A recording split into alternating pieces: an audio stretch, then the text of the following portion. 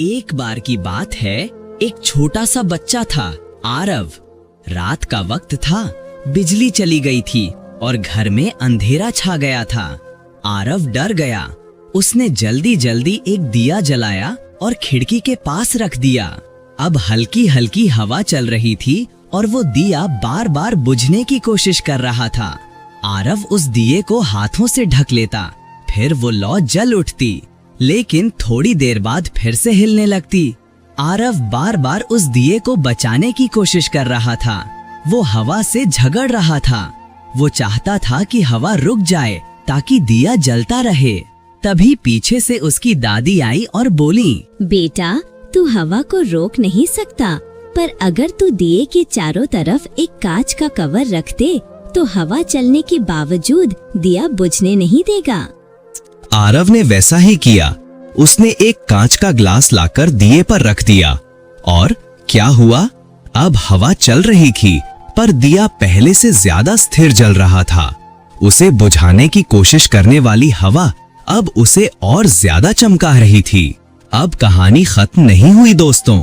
असल में यही दिया हम सबके सपनों, मेहनत और विश्वास की तरह है, और हवा वो है दिक्कतें, आलोचनाएं, फेलियर और मुश्किलें। हम जिंदगी में अक्सर हवा को रोकने की कोशिश करते हैं, लेकिन सच्चाई ये है, हवा को रोका नहीं जा सकता।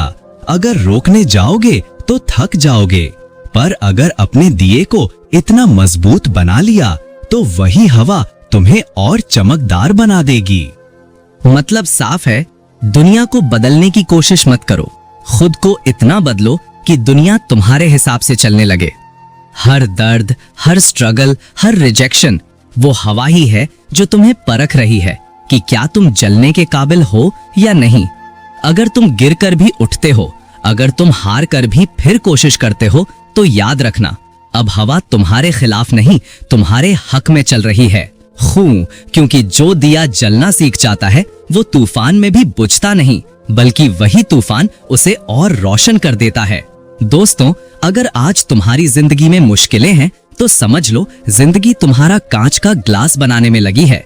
बस थोड़ा सब्र रखो, भरोसा रखो और जलते रहो, क्योंकि जब तुम जलते रहोगे दुनिया खुद तुम्हारे उजाले में नहाने आएगी।